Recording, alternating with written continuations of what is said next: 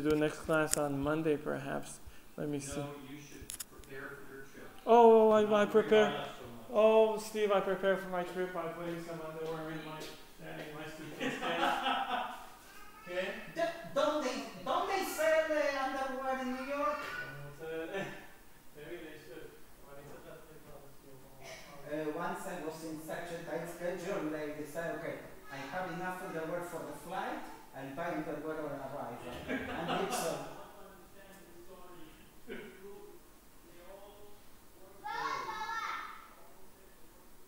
it was a trip. It was not a very long trip. It was a trip from. It was a short one, from Chicago to San Francisco. Oh, wow. Yeah, short trip. But I was kind of tight schedule.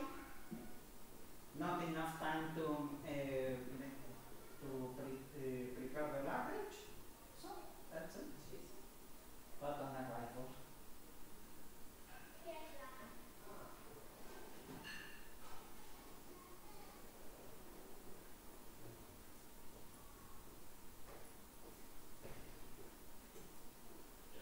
Okay, I'm back. My shoes on. My shoes. I can't go barefoot this way, so this is. Yeah, I just mess with the rattle. I don't know what. I can't stop myself. I have to give him a hard time. If I give him a hard time, I feel like I had. I'm not happy. We get warm water. Can you do this?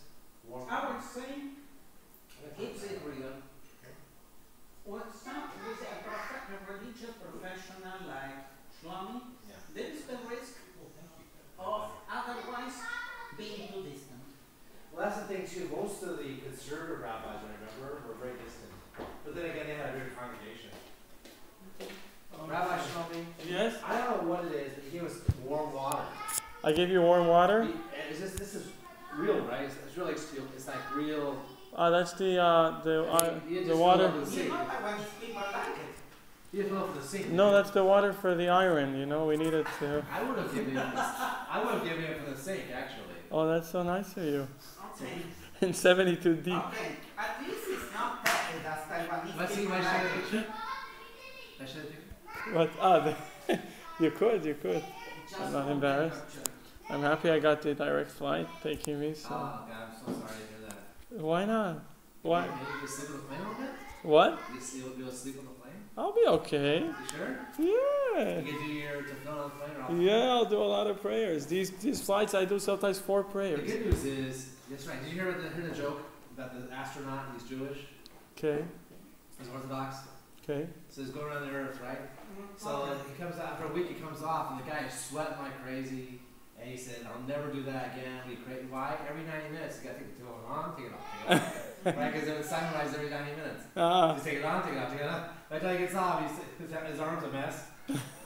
You know, it can get Every 90 minutes. not as tiring, but it can get as complicated. Yes.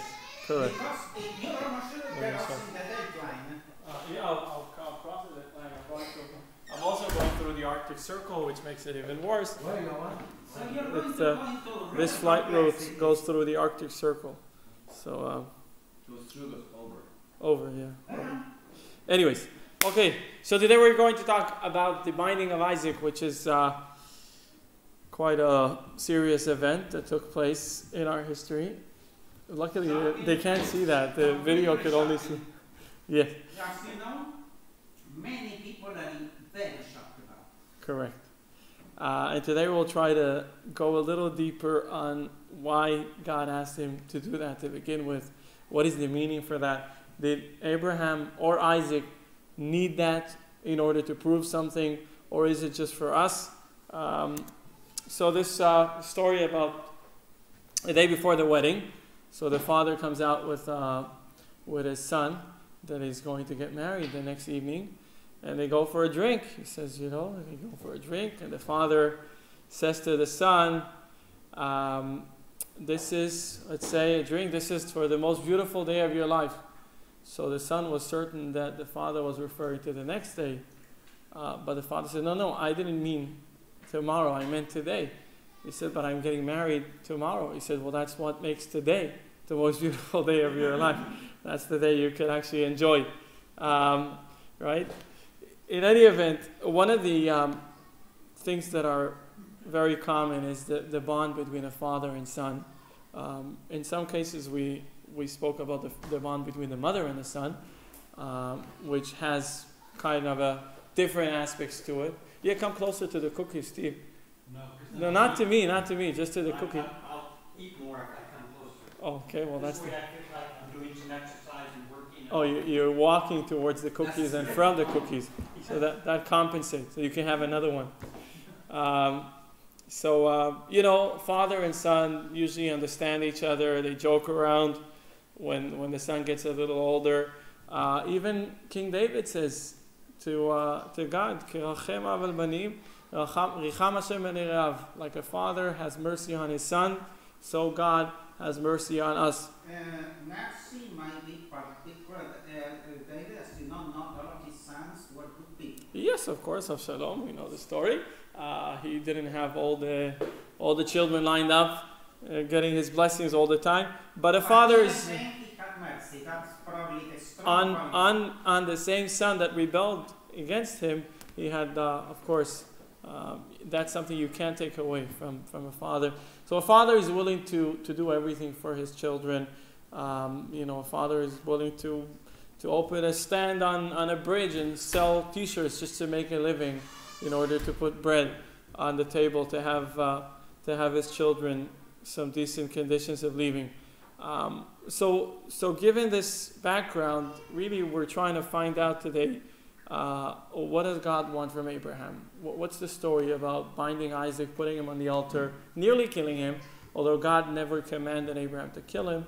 He just told him to put him on the altar, which is exactly what happened. But almost everybody knows what happens with things. That's things that are right. So that's, our sages take that into consideration, saying God had not changed his words. He said, put him on the altar. You put him on the altar. You, as you said, naturally think, put on the altar for a reason. God said, okay, he's on the altar, now take him down. Now think about it. Not everything put on the altar is good. You make an offering. No, you're right. No, it's burnt, killed, sprinkled. Everything. I was thinking the offerings of flour, but those are not placed on the altar. Okay, I see no one has questions, so we proceed.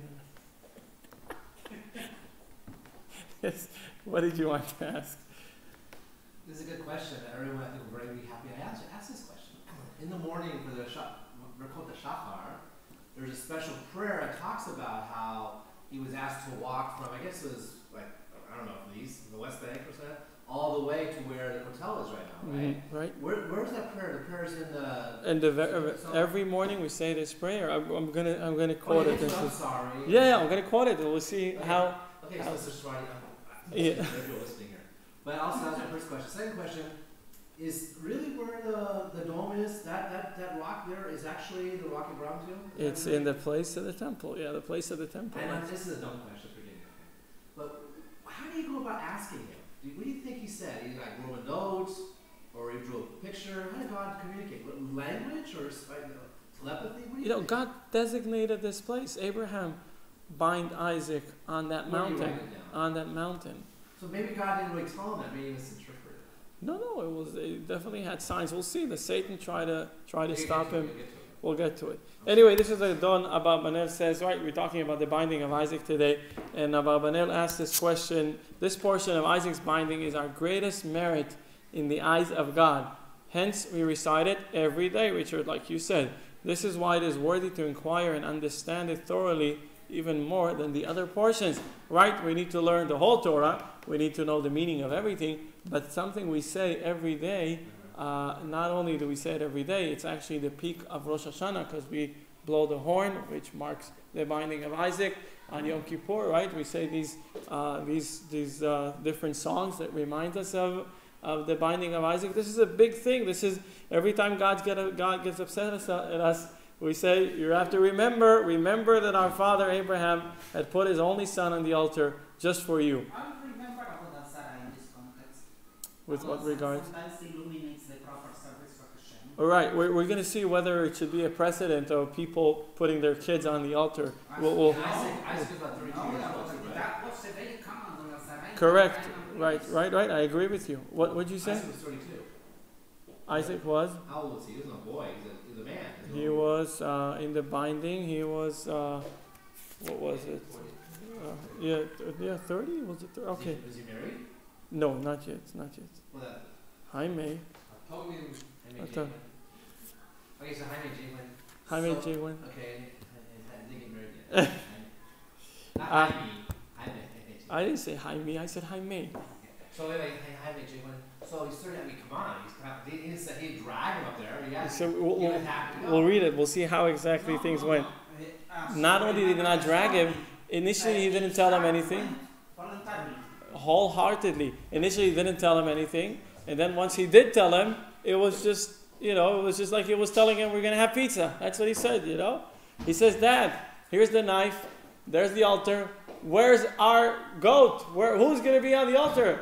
And he says, well, I guess it's you. And he says, okay. That's what he said. Nothing. They just want to... Yeah. God will tell us. Yeah. He didn't tell him it's you. He didn't tell him it's you. Right. Some people put the comma.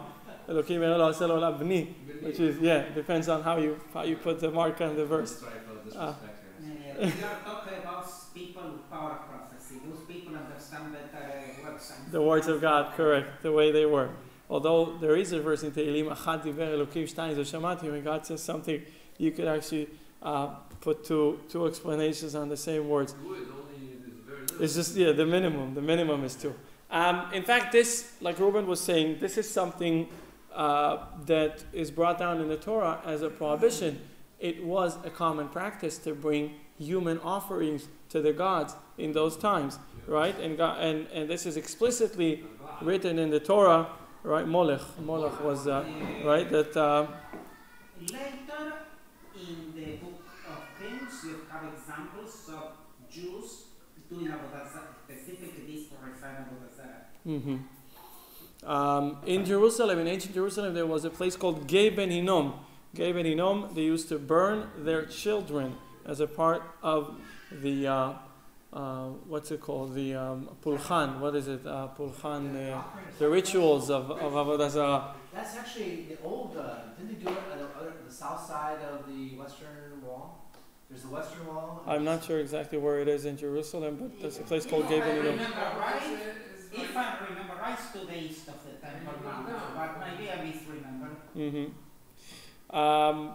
And we have a story in the Bible. We have a story in the Bible about someone making a man offering, and of course punished by God.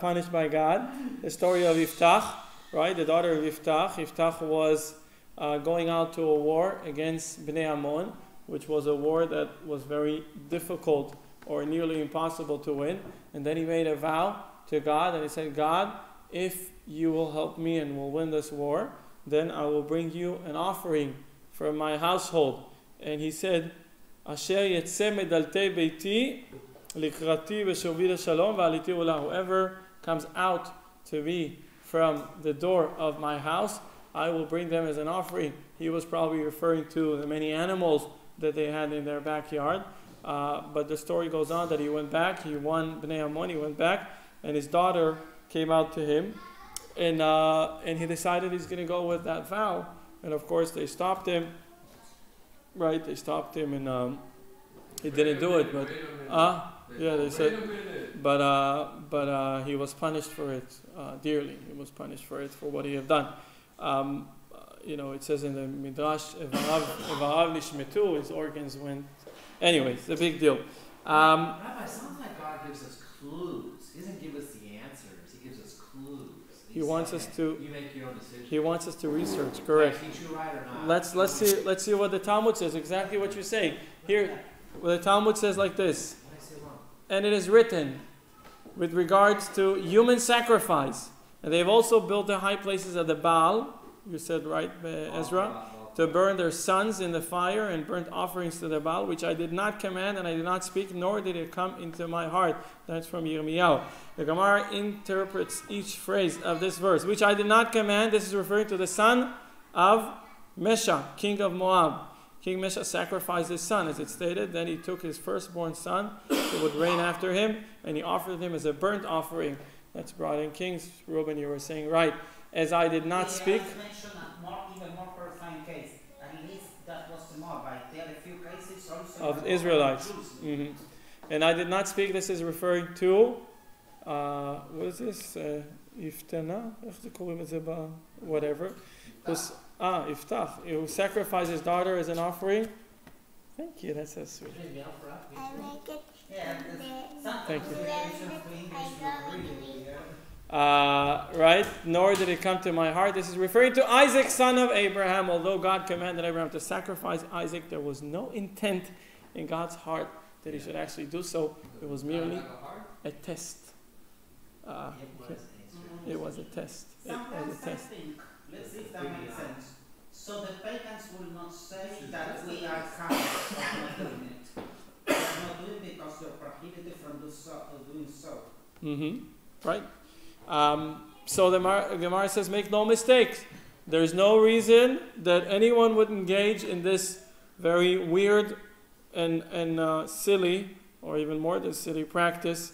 Gemara said people took the story of binding Isaac and took it to wrong. They made conclusions out of it that apparently God is okay with that. So that's why the prophet has to say explicitly that God's opinion is that these things are completely forbidden. And then we want to try and understand why, like Richard was saying, God is giving us clues. He's also giving us room to make mistakes. So why is it so? Why did God ask Abraham to bring his only son and put him on the altar? He could have told him other things to do to prove his loyalty, which, by the way, there were other 9 things that he did in order to prove his faith and his loyalty to God. What is the reason that God told him that to put his own son, to put him on the altar? So let's see the background for the story of the Akedah. After, right? It says, "Vayhi achara devarim ha'ele." And it came to pass after these things that God tested Abraham, and He said to him, Abraham, and He said, "Hineni, here I am." Rashi says, what is after these things? The Torah doesn't tell us. It just says after these things. Rashi explains. Some of our sages say in Sanhedrin that this happened after the words, translating Dvarim as words, of Satan, who was accusing and saying, of every feast that Abraham made, he did not sacrifice before you one bull or one ram. He, God, said to him, does he do anything but for his son? Yes, if I were to say to him, sacrifice him before me, he would not withhold him. That's just the discussion between Satan and Abraham, right? God made this beautiful miracle. Abraham was 99 years old. His wife was 90 years of age. And she conceived with the son that is going to be the continuity of the tradition, Isaac. And then Satan came. Of course, Satan always has what to say, right? Devil's advocate, or the devil himself. And he says, oh, look at this guy. They're partying. What about some offerings? What about acknowledging God? What about giving gratitude? Look at this. They're partying all over the place. And God said, you fool. You think that if I'll tell him to bring offerings, even if his only son, he will bring the offering if I'll ask him to. And some say, after the words of Ishmael, who was boasting to Isaac that he was circumcised at the age of 13, and he did not protest, Isaac said to him, with one organ you intimidate me? If the Holy One, blessed be He, said to me, sacrifice yourself before me, I would not hold back. So Isaac and Ishmael, in this conversation, Ishmael was trying to be arrogant and saying, I was 13, you were 8 years old, you could have known better. They just went in. 8 days, I'm sorry. 8 days old, they didn't know, right? They cut, you didn't know what's going on. And I said, okay, I agreed to it. We spoke about it on Shabbos. I wanted to ask about this in the train. Here we are. It's great. That's what you wanted to ask me. Yeah. Okay, happy that it came up. So in other words, after 8 days, because your father made you do it, it Right. means that you are more connected. Correct. You've been waiting so long. Correct. Can that be also interpreted when we talk about converting to Judaism? Because a lot of you, obviously, when you convert to Judaism, you have to do something. You have to use a pain or something like that. But does that mean that, you're Jewish, but maybe not as Jewish as maybe you think you are? With regards to conversion, at what age it takes place? Well, like for example, people convert for marriage at 21 years old. So then, with conversion, the issue is that you need to know what you're doing. Yeah. A person is born Jewish to a Jewish mother, whether they're circumcised or not for quote, right? They're Jewish, right? Doesn't matter what. Right? Whereas a person who wants to accept upon themselves this new religion, they have to know what they're doing. They have to be aware of what is needed, what is wanted from them, and then be fully accepting Yeah. and consent over all these That's things. what Ishmael saying, look, I got 13, I made it, I consented. Right. No. But Ishmael was born from another mother. That's the difference between the two. Issue. I think the commandment is to circumcise the son even if it's not Jewish. Even if it's not At least Jewish. in that context. Well, yeah, today. At least in that context. USA. Not those today. We- In that context, We there was- circumcise because God gave us the Torah, right? And in the Torah it says, Abraham was requested to circumcise his son, no all matter of it- if he's Jewish or all right, first there was no Jewish or not Jewish, right? It was because the Jewish nation only was introduced later. Although Abraham and all the forefathers followed all the rules of Torah, and if according to Torah, a son of a non-Jewish mother is a non-Jewish person.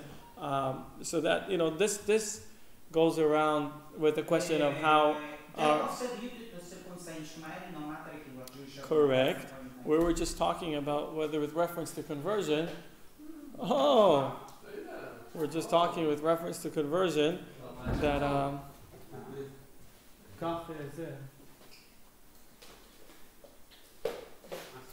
יש לך שאלות? מה אומרים? well, you'll tie them out. Yeah, you get that. You'll tie them out. Sorry for what then. And one more? I know, no big deal. No, deal. Okay, so we were saying Abraham made a big party after Isaac was born. Abraham was 99 years, his wife 90 years of age. They made a big party, and Satan comes around, Satan, and says, look at this, they're making a big party, God, they don't even know to say thank you to you over the fact they had a baby. And God said, you think they're going to give me an offering? If I'll ask Abraham to bring his only son, he's going to do so. And Satan said, yeah, maybe you should do it. Maybe you should do it, actually. And then look what happens 3 days here. God says to Abraham, you take your son, and he says, okay, and they're going for 3 days. On the third day, soon we'll see what is this meaning of this third day.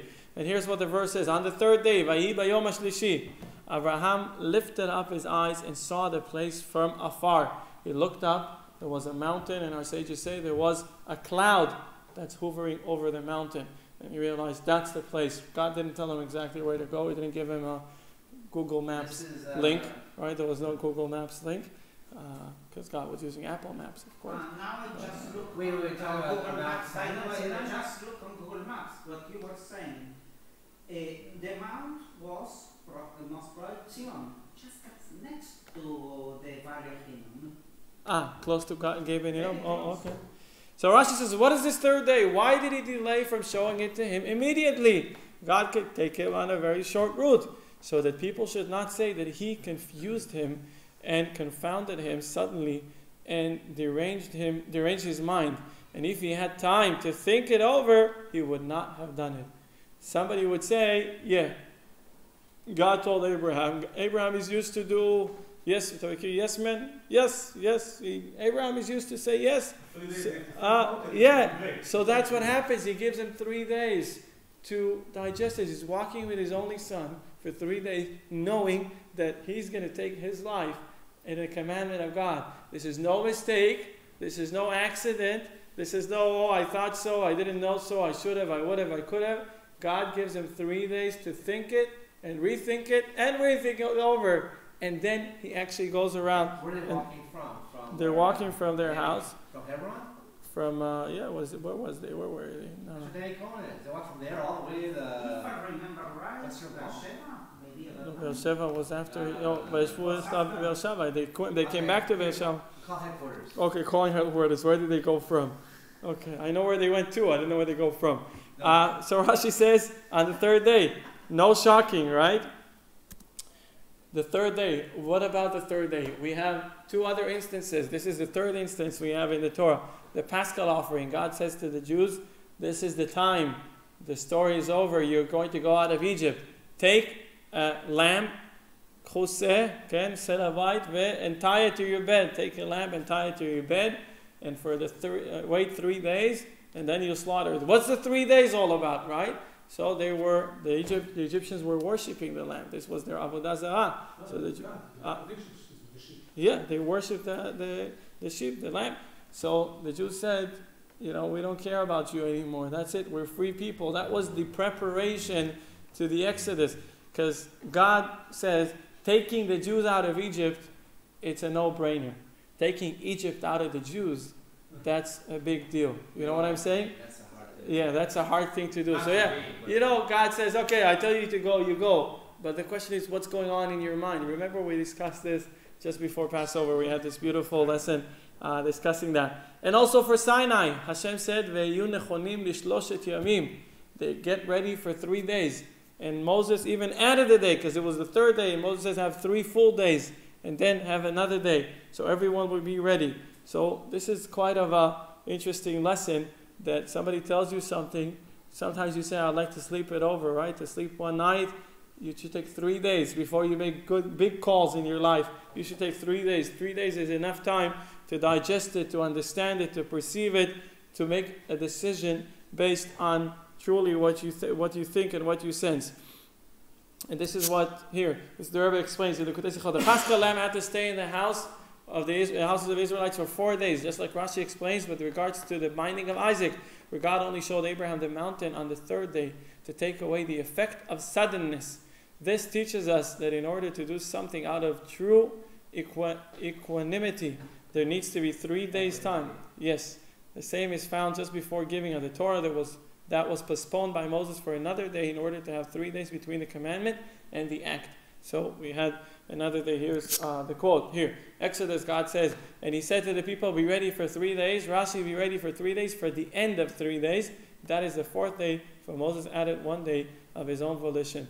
Moses told them, make sure you have 3 full days in order to make this decision. And now let's look what happens, right? They go for 3 days. Why did it take him 3 days? We said God wanted to make sure Abraham is not shocked. He does it out of shock, but he's realizing what he does. But we have more reasons. Let's look what happened along the way. Richard, could you read it? It's a little long. Oh my God. Thank you. Oh, excuse me. Oh my Hashem. Yeah. Talmud Tractate Sanhedrin. Yeah. 90. Satan preceded Abraham to the path that he took to bind his son and said to him, if one ventures a word to you, will you be weary? You have instructed many, and you have strengthened the weak hands. Your words have upheld him that was falling, but now it comes upon you, and you are weary. That's a verse in Job. Now he explains the verse. Okay, I'll explain that to you. Yeah. Do you now regret what you are doing? Abraham said to him in response, and I will walk with my integrity.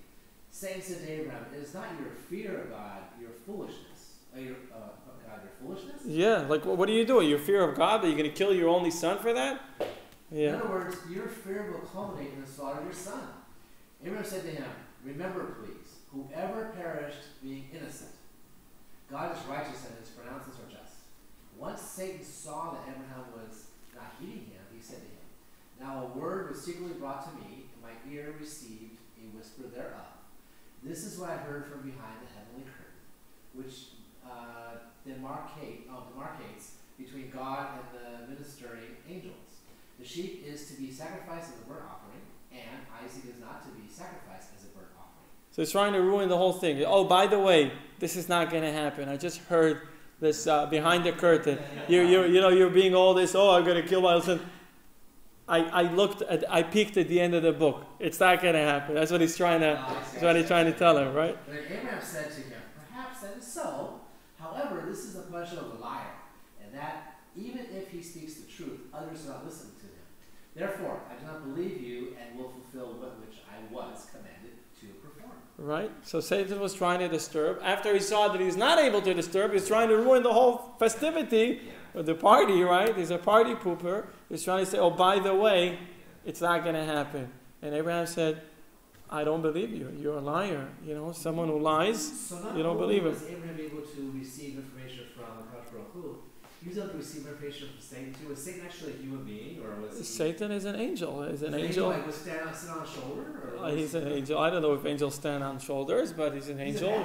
He's a messenger of God. He's not a bad angel. He's very, he has to do the dirty work. Somebody has to do. He's the guy in charge of the dirty work. Right? It's just like the people who come every day, 6:55 p.m. You have that next to you? The garbage truck? He's the garbage truck. He is the garbage collector. He is the person that handles the trash. Someone has to handle the trash. Is he on time though? Yeah, Is he on time? always on time. Yeah, 6:55. Yeah, so he's stuck with the worst job in heaven. Yeah, so yeah. Yeah. Anyways, okay, here's what the Khatam Sofer says about this whole story of the binding of Isaac. He says like this, says, I see things. It is not Abraham and Isaac that were put to trial by God here. The trial is for all of their descendants. Initially, God tested our forefathers in order for this to be rooted in the hearts of their children. For they, the children, are bound to persecutions and sufferings. They will stand all of the trials throughout the generations. After giving Abraham as an only child and raising him for 37, here your question was 37 years, will he be willing to put him? It wasn't married yet? No. They're married late. That guy was a man. How can you go kill your son? Basically, you're killing your grand. Whatever. Yeah. Your wife, that's He it. lived That's until, it. 147. If he killed Isaac, if he killed Ishmael, right, then he had no grandkids. So Right. obviously he's not going to kill his son. Well, I don't know if what we know now, he knew before. No, he didn't kill Ishmael. He didn't kill anyone. Isaac. Will he be willing to put him on the altar? This had helped and would continue to help all Jews withstanding harsh and painful tests. Khatam Sofer, this is all for us. Abraham did not have to go through a test. Isaac did not have to go through a test. They were righteous, they were pious, they were true, believing, fearing, God-fearing. They do exactly what they need to do. God was pleased from their behavior. This is just for us. Abraham says, I'm taking a challenge. I'm able to stand this challenge. God puts Abraham into this challenge for we could imitate, for we could learn from it, for we could take this, derive something from it. Throughout the generations, there's going to be hardships. Khatam Sofer lived not too long ago, 150 years ago. You know, he merited, so to speak, to see some troubles in the Jewish history and in the Jewish times that he lived. And Khatam Sofer says, this is not for them. This is not about Abraham and Isaac. It's about us. What we could learn from it. So God putting Abraham, we said, how could God go around doing it? What did God go about telling Abraham to kill his only son? This is not for Abraham and for Isaac. This is for us. Abraham, withstanding the test, gives us the ability to withstand hardships, to withstand persecutions. Mind you, our nation was persecuted wherever we were, and we still managed to hold on to our belief, to hold on to our faith, to hold on to our tradition. How could we get the energy to do so? Abraham and Isaac. They had to go through this. God didn't want to change. God didn't want to test them. He wanted to make sure we'll have enough energy to withstand all the other tests that we'll have to go through. When it's like this Jacob and Esau become blind. Right? You don't see well. Yeah. They become blind because this The tears, right. Abraham cried, and the tears make him blind. It says either the cry of Abraham or the cry of angels. It's also written somewhere. The cry of angel. The angels cried when Isaac was on the altar and Abraham was taking the knife, and they were crying. Angels. That sounds reasonable. But the angel of Satan. You don't seem very happy right now. I'll tell you why, because I'm going to tell you a story that has a very sad ending. The story of Hannah. You know the story of Hannah and her 7 sons? Yeah, that's the one in, what's that place they got on? Spot. She's buried in Spot. Antiochus, She in the time of my they day. killed every one of her in front of her. Yeah. Until she, you tell us that story, that's a great אתה מכיר את הסיפור? חנה ושבעת בניה? אתה מכיר? No, it's a bad story, but that's, she's buried in Spot, right? I don't know whether it's Tzfat. I don't I'm know. telling you where she's buried. Okay. You know Lechadodi? Lechadodi? He's over there, and she's over there. Yeah, also in the same, Rabbi Shlomo Kabatz. What's wrong with you, Rabbi? I'm sorry, I was in Taiwan for too many years. Okay, you and I, you're having a vote this Saturday. Okay. Rabbi Pinchas. Anyway, Rabbi Pinchas. Aaron. Okay, the story goes, Itai, the story is a very sad one. In the time of the Greeks, and Antiochus decided he wants to make everyone forsake their belief, and he took a family of 7 children, and he asked each one of them to bow down to the statue, to the god, or whatever there was, and the older son did not want to do it, and he killed him, and then The second son also did not want to do it In front of their mother, in front of everyone. And she saw how he's killing one after the other. And then the youngest son, which was very young, he said he's going to pull a trick on him. He said he just went next to the statue and he dropped something. He dropped his ring and said, "Would you mind picking up this for me?" Right? And then the little son realized that picking up this would mean bowing down in front of the statue.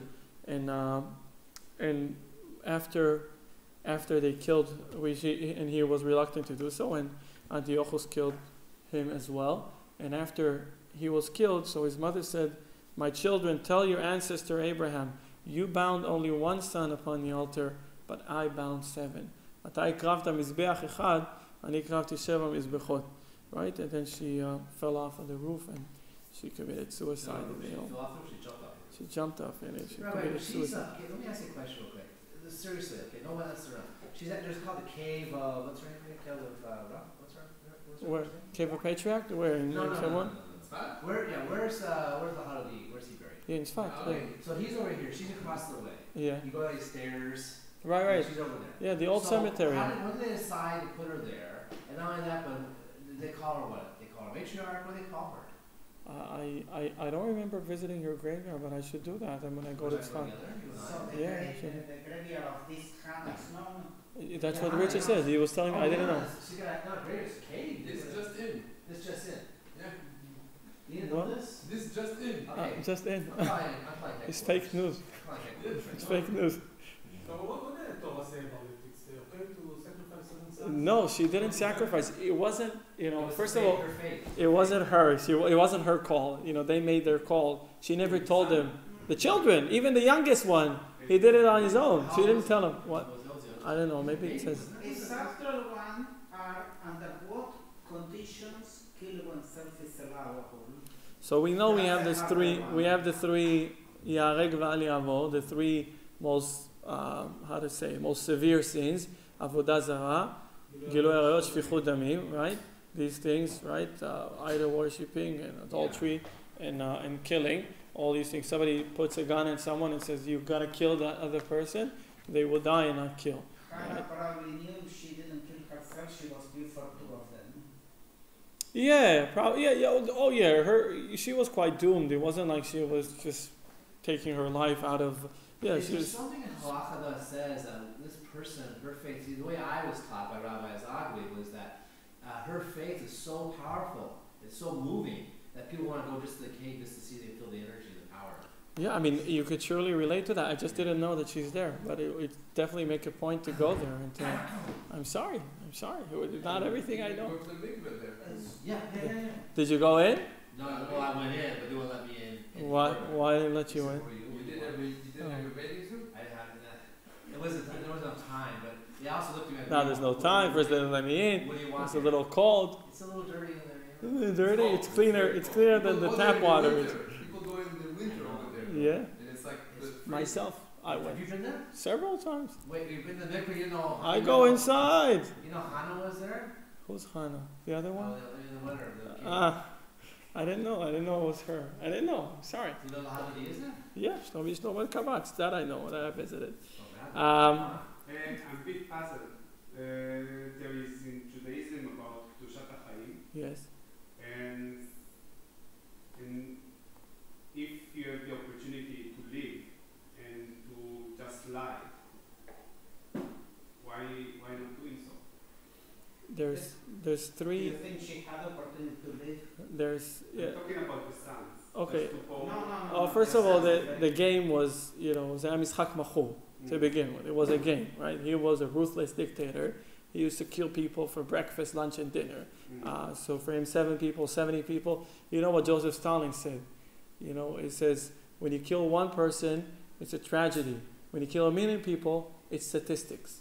That's what he said, right? So for this guy, killing these guys was not a question of if yes or no, it was how and when, right? That's just put it in that context. But throughout the generations, many Jewish people are willing to sacrifice their lives in order to not abandon their faith, even in a superficial layer. Even, אפילו באופן חיצוני. איך אתה אומר? לעשות ככה עם הידיים ולא באמת כל היהודים היו מוכנים להקריב את חייהם ולא להיפרד מקדושה, מאלוקות, מיהדות, ואפילו קל שבקלים, אפילו פושעי ישראל, even the people who are not, you don't find them in synagogue mostly, but the people who were said, you know, this is your time. Are you willing to be Christian? Are you willing to be Muslim? Are you willing to forsake your God? Or we're going to kill you. And most of them, if not all of them, chose the second option. They were not willing to give up any of their beliefs. So this is something that's rooted deep within us.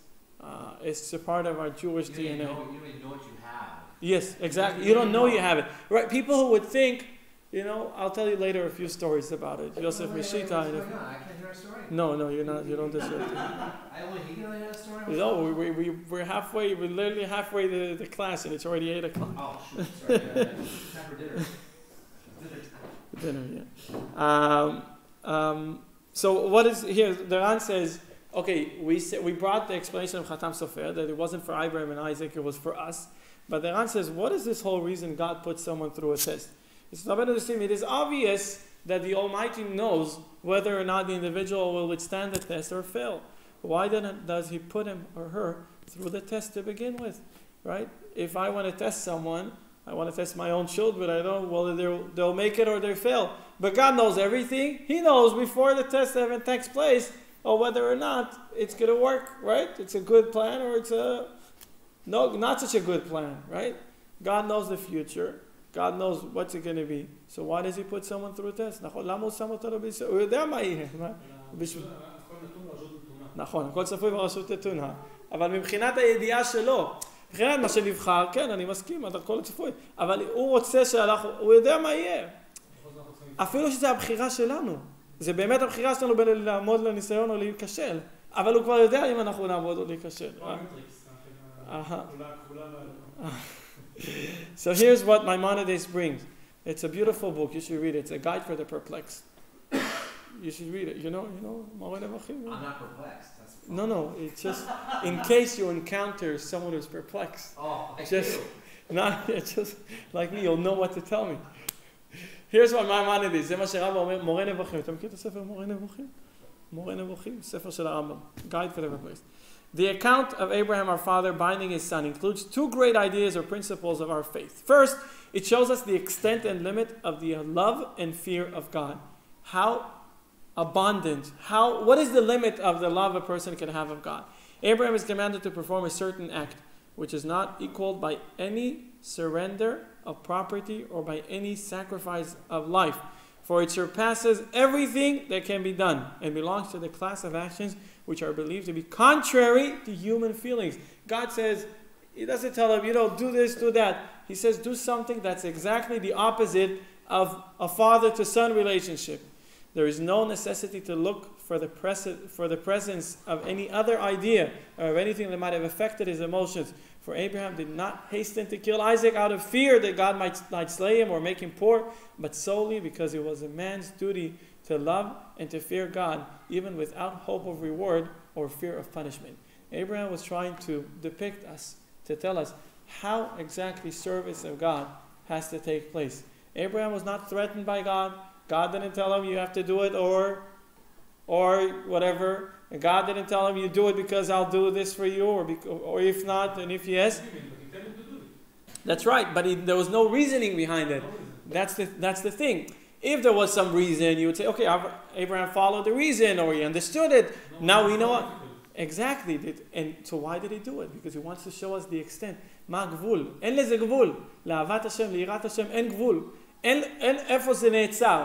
אין איפה... If you sacrifice the son, it's like Satan action. I don't think the Judaism was tempted to sacrifice son. Of course, we said it earlier. We said it earlier that not only that the Judaism has this, it's prohibited according to Torah. That's the Torah prohibits. The Torah oseret את זה לגמרי. The prophets brings it and says, So I don't believe if it's good God, you will not let me do it. We don't know whether Abraham believed that it's going to happen or not happen. We can only presume. רק אפשר לשער. But Abraham, מורה נבוכים, רמב"ם brings it, עצם העובדה שהוא הלך ועשה את זה, בלי לשאול, זה מראה לנו כמה אהבה ויראה יש לבן אדם מהקדוש, כמה יכול להגיע, לאיזה דרגה שיכול להגיע. היה לזה happy ending לסיפור. לסיפור היה happy ending, ולכן אנחנו לדבר עליו בצורה כזאת של, אתה יודע, מה היה וחשבנו שזה יהיה. אבל עצם העובדה, הרמב"ם מביא, מה אני יכול ללמוד? What can I learn from this story of Abraham? What does God want to teach me? So according to what Maimonides says, he teaches us that it's limitless. The love and fear of God is limitless, right? And כן, באותו מקום, נכון, המקום הזה. So, there's a story with the Tzemach Tzedek, right? It was about 150 years ago in the time in Russia, right? The Tsarist regime, and of course they had a lot of decrees against the Jewish people. And this was the initial stages of Haskalah. Haskalah later was a movement that was, like we always say, that most of the trouble, or if not all the troubles, the Jews caused themselves, not the Goyim. The Goyim can't do much to us, but the Jews. This was the beginning of Haskalah. The Haskalah movement is the seeds of the Reform movement, which we know today. In any event, the Tsarist regime wanted to uproot the Torah from little kids, and they forbidden. First, they said we shouldn't learn Torah, and then they said we could learn Torah, but we have to learn other things with the Torah. And the Tzemach Tzedek, which was, the third Rebbe of Chabad, was fighting against these decrees of the Tsarist regime, and he was doing it. Of course, he was arrested several times, and it involved a lot of risk, a lot of danger. He had to confront the government. He had to confront the Tsar. This was no, he was with democracy, is freedom of speech or there was no freedom of anything. There was no speech or freedom of speech in those times, specifically not to Jews. And when he came back from one of his journeys to the capital city after confronting the Tsarist movement and the people of the government, so everyone around him said, wow, this is self-sacrifice. You're willing to put your life at risk. You're willing to put yourself at risk just in order to have Jewish education. So the Rebbe Tzemach Tzedek started crying. And he said, this is no self-sacrifice. This is not considered that I'm putting my life at risk. He says, if they will take my life, I will be in heavens. I will be rewarded for all that I did here. What is there? What do I have to lose here? There's nothing for me to lose, right? He was a righteous person. He knew he's going to heaven. And he said, I'll tell you. He said, I'll share with you what is true self-sacrifice. And he tells them the story. The Baal Shem Tov had a grandson. The grandson was called Rabbi Baruch. He lived in Mezhibuzh. He was Admor, he was a Rebbe, and he had a few disciples, a few Hasidim. And one of his disciples was a socher, was a trader with wine. He was a wine trader, right? He used to have grapes, vineyards, and he used to trade to sell wine. And he used to get merchandise and sell it, and later on take the debts and pay for the merchandise. One time, he came back on a Friday to his house, and he had his what's it called? The carriage, right? The carriage was full of merchandise. And then something hit him, a thought that hit him, and he thought about something wrong that he did. Something wrong that he did that he wasn't supposed to do. And it bothered him so much that he couldn't move on. He couldn't continue in his journey. He just left the horse and the carriage. He left it where it is, and he started walking. And his fit took him to the Rebbe's house, to Rebbe Baruch of Mezhibuzh, right? And he came to his house, and this was Friday, and soon was Shabbat. And the Rebbe said, "What are you doing here?" And he said, "Oh, don't ask. I was on the way, and my horse, my carriage, and I started thinking about something I've done, and I'd like to consult with you about it, and I'd like to tell you, and I want you to help me correct what I've done." And the Rebbe says, what about all the merchandise? What about all the wine, all the grapes? And he said, "Oh, I can't think about it. I'm too bothered by it." He says, "What do you mean you can't think about it? What about all the, it's worth a lot of money." And he was chastising him. He was giving him a hard time the whole Shabbos. He came all whipping, crying about he wants to correct some wrongdoing he did. And the Rebbe was like, all over the place. What are you doing, you idiot? You took away, this is worth a lot of money. You could support a lot of families with it. What about all your employees? You need to pay salaries. You need to pay for the grapes. You need to sell the wine. What are you thinking? What were you thinking for yourself? You're leaving it like that in the middle of the road. Of course it will be taken. He wasn't paying attention to this whole spiritual part of things, right? He was feeling bad. This trader felt bad over something he did. He wanted to get some advice. He wanted to get some consolation, some empathy from his Rebbe, and the Rebbe was chastising him for the whole Shabbos, right? And after Shabbos, people couldn't take it any longer. It was like the story of the conspiracy with the sukkah, but this was out in the open, right? He was giving him, and they said, "What's wrong with you?" Okay, so he said, "I'll tell you what's wrong. I'll tell you what's wrong." He said, we know that if somebody insult someone and you do it publicly, if someone insults someone publicly, that takes away their world to come, that takes away their heaven. If somebody insults someone, says something wrong, repeatedly, this wasn't a mistake, a comment, a bad joke. This was intended. Wait a second, am I okay? I'm fine. You're okay. This was intended, and he did it to him, and he was talking to him like really harsh words. And they said, the people around you, Rebbe, as much as you're righteous and pious, you're a great guy, but you're doing something wrong. You're insulting this fellow. That takes away your heavens. So the Rebbe told them like this. He said, you should know, there was a gang of robbers that realized that somewhere in the woods, not far from here, there's a carriage filled with merchandise that's worth a lot of money.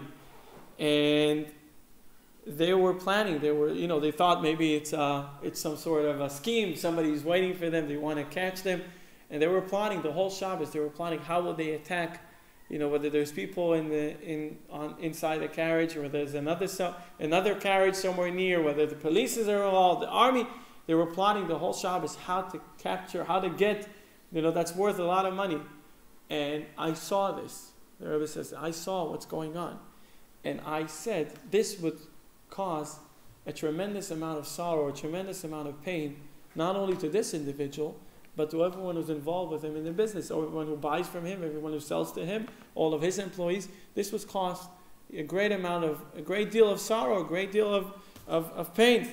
So I decided I'd like to swap. I'd like to change the sorrow that he would have from losing that much money with pain over hearing over and over again bad words. So the Rebbe Tzemach Tzedek finished this story, and he says, look, this is self-sacrifice. This Rebbe was willing to give up his heavens. Mind you, saying bad things to someone in front of other people, that's giving up your lot in heavens, your chelek l'olam haba. He was willing to give up his lot in heavens in order to save someone from a financial loss. This is self-sacrifice. He told his people, said, you went, you fight. He said, they kill me. What could happen? This one, he was taking from his heavens. He was taking from Gan Eden in order to save someone else's financial. This is financial benefit. This is not to save his soul or to redeem him or to do, that's he was willing to put in stake. That's true self-sacrifice, putting at risk what is precious for you for the benefit of the other. Every person has, a circle, the outer circle, the inner circle, and then the inner circle. Efa tanimsa, where are you? Right? There was a story with one of I forgot who it was.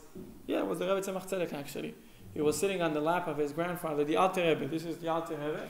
The Alter Rebbe, you know the story how the Alter Rebbe, his daughter, passed away. It was a decree from heavens because of the Alter Rebbe spreading Judaism. There was a decree from heavens that he is going to die because he's doing a phenomenal job, and that's too much. The negative side can't take it. Seriously, the Satan can't take it. There's too much happening. And there was a decree that he has to finish his life. And his daughter, which was righteous, understood that. And she went in Erev Rosh Hashanah, the day before Rosh Hashanah, the eve of Rosh Hashanah, she went to her father and she said, I know that it was decreed above, in the worlds above, that you will not have a new year, you will not continue. I'm willing to go instead of you. But I want you to take care of my son. That son was the Rebbe Tzemach Tzedek we just told a story about. And she passed. She passed on the same day. her son, the Rebbe Tzemach Tzedek, was a grandson of the Rebbe. He was always very close to his grandfather. His grandfather raised him. And one time he was sitting on his grandfather, and he says, and the grandfather said, Efo Saba? Where's Zayda? Where's right? Zayda. Yeah. Saba is the grandfather. Yeah, where's Efo Saba? So the boy, he was a little boy. He pointed here. He said, no, that's Saba's nose. He pointed, no, that's Saba's cheek. No, that's Saba's forehead. No, these are Saba's ears. No, that's Saba's glasses, right? Everything he pointed. So then he got up, the little boy, and he walked a little away from his grandfather. And then he said, Saba, and then his grandfather turned to him. And then he said, this is Saba. Right? This is not your nose or your cheek. This is who you are. The grandfather turned to him, says, oh, now I can, where is Saba? Ine Saba, זה Saba. הוא הסתובב אליו ונתן לו את כל אתה יודע, עכשיו הוא היה איתו, באותה שנייה. Everyone has, we have different things in life, different priorities, right? Some people put livelihood, and some people put, of course, everyone has health first, and family, and happiness, and tranquility, and self-meaning, and all these things. Abraham, what is his inner self? What was he all about? מה אברהם אבינו? מה היה בפנים? מה היה לו הנקודה שלו? What was Abraham all about? His all about was God. It wasn't about him.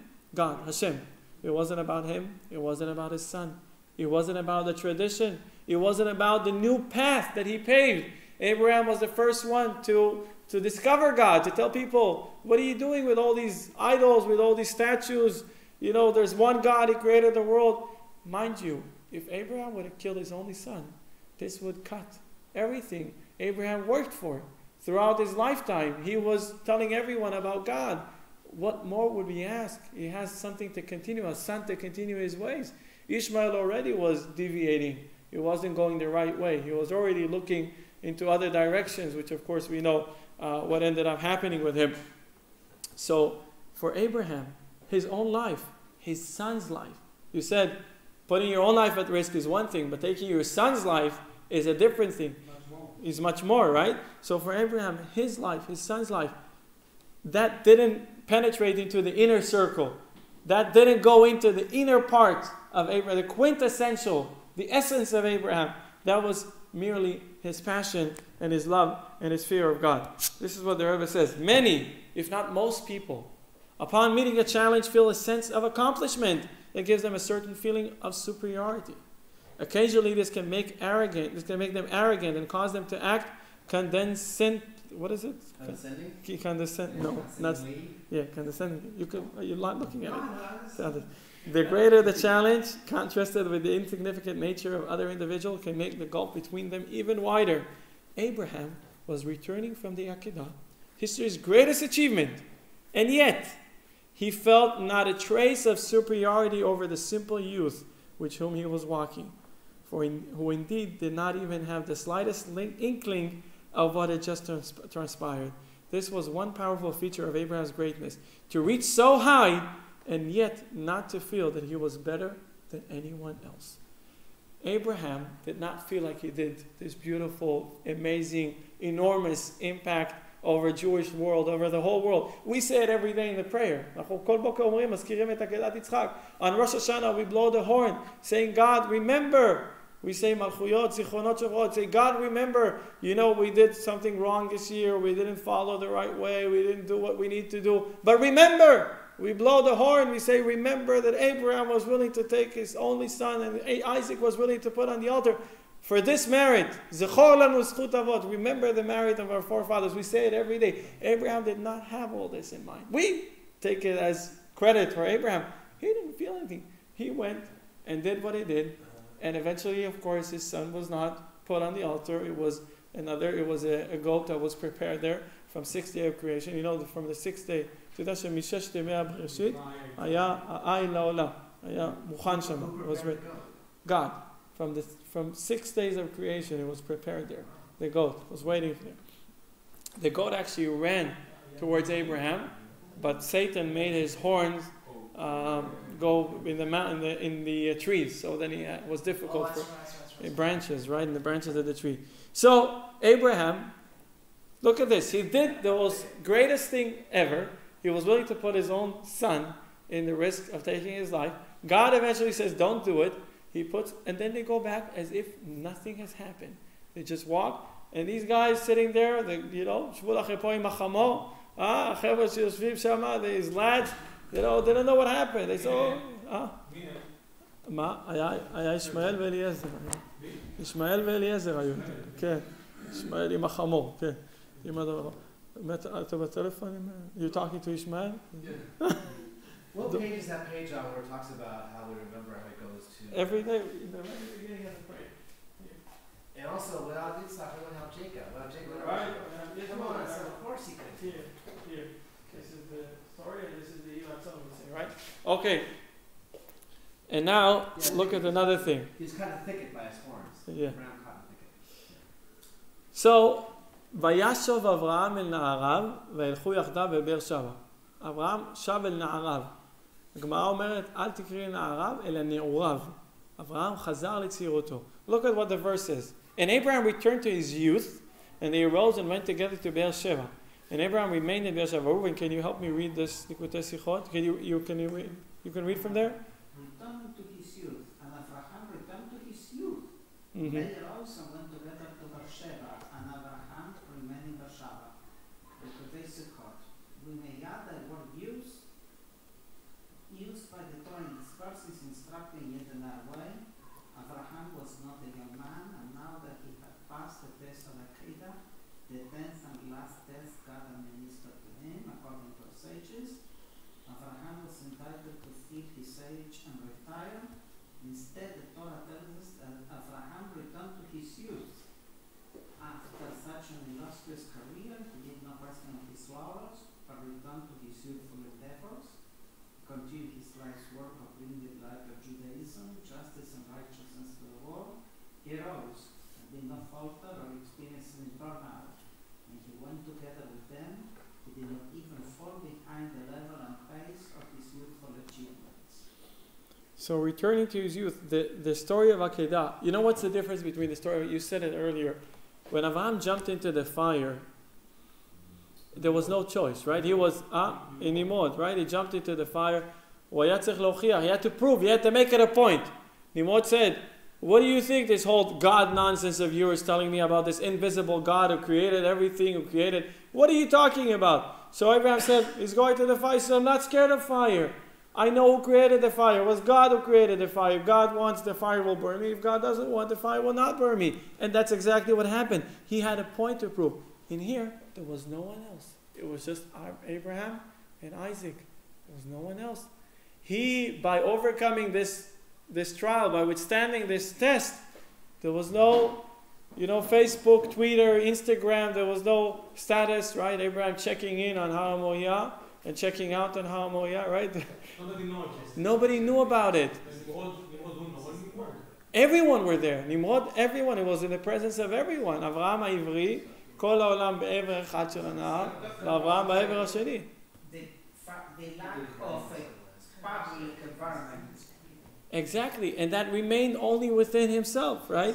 That's just Abraham, and if he would have killed Isaac, it was just, he killed Isaac, and that's it, and the story's over. There was no, oh, I can't believe you did it. There was no one there. It was just the two of them, right? Did Sarah know about it? So it says that the angel, the Satan, the same Satan who was disturbing Abraham, went to tell Sarah that Abraham almost killed Isaac. But he said he's going to kill him. The story that he killed, He said, if you say after that Abraham go to his Na'arav, okay. Yitzchak don't come with him, read. Only Abraham come back to his Na'arav. But Yitzchak not come back. Look, okay. So that's why when Esav, you want to bless Esav, he smelled the clothes, the garments. It says heaven smell. Yeah. The rabbi said, I don't know which rabbi, but they say, how it's not the smell of heaven? Right. So the answer, because he was there.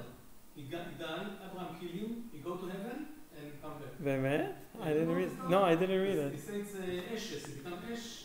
Wow. After that, after some years, Sarai died. When she know exactly died, she loving so much, so she... Wow. I See, didn't know. but the story, אברהם שב אל נערה. רק לא כתוב, not יצחק. אהה. This is kind of drama. כן, זה טוויסט בעלילה, כן.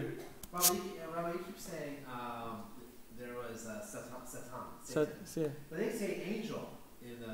Well, Satan is not. Satan is an angel, yeah. But you know how it goes in America. Satan is like wow. Oh, Satan is, an angel is, Right. He's got a little thing over his head. yeah. Well, Satan is an angel. He's an angel, yeah. He's an angel. He's got tough job, He's got a bad day at work already for 5,770 something years.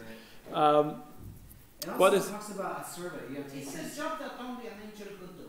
correct? I would say a non-angel will have a problem, conflict of interest. Will perhaps Satan do a job, or will not do a job right? Correct.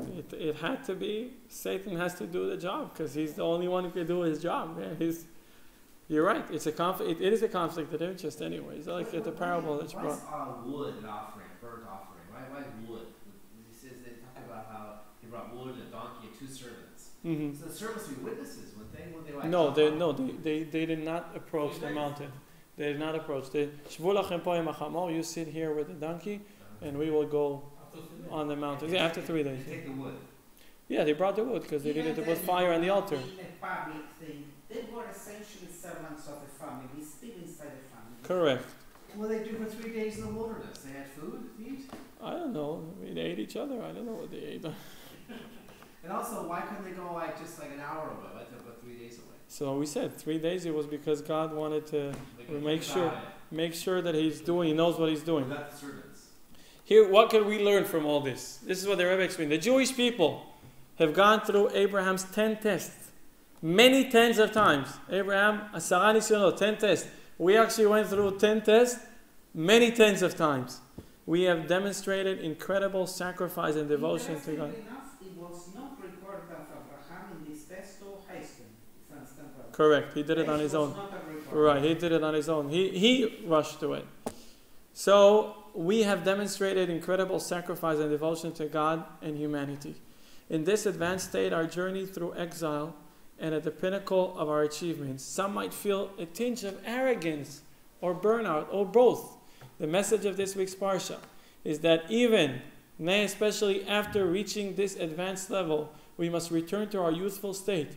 We must humbly but optimistically, enthusiastically march forward to the new age of goodness and holiness that will accompany the future redemption that we've been waiting for close to 2,000 years.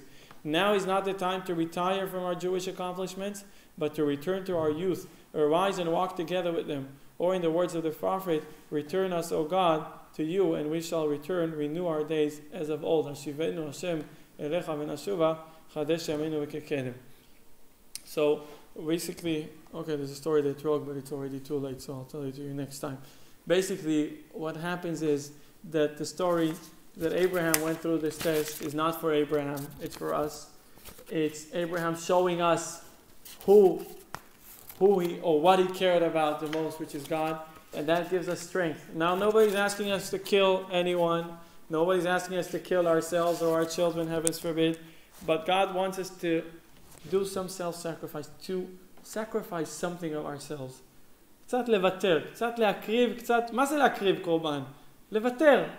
To be able to give up something. Some might give up half hour a week, some might give up $100, some might give up different things. What's hard for you, that means that's meaningful in the eyes of God. איפה שהתחום שהכי קשה לך איתי, מה שהכי קשה לך, סימן שזה משמעותי, זה לא סתם קשה לך. אנשים אחרים זה לא קשה להם מה שקשה לך, ולך קל מה שלאנשים אחרים קשה. It's individual. Self-sacrifice means to sacrifice something of yourself. Abraham did this extraordinary act. He never took it to his heart. He never said, oh, look at me, look at what I did. No, he returned to his youth. Also, we are required by God to make a little giving up, a little sacrifice, but that's very, very meaningful to us. Okay, so for next week, I want to know, is Monday okay? We'll do Monday. You okay? Are you okay Monday? When's your yeah? No. Sorry, there's more cakes. Why can't we go Tuesday? Because Tuesday I'm on the 72A at 72X. You're gonna see 62. 62. In the bathroom. Yeah, 62 bathroom. Yeah.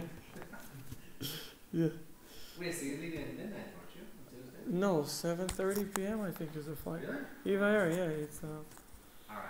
okay. Monday 8th. Thank you. You send a reminder out, please. I'll So if I definitely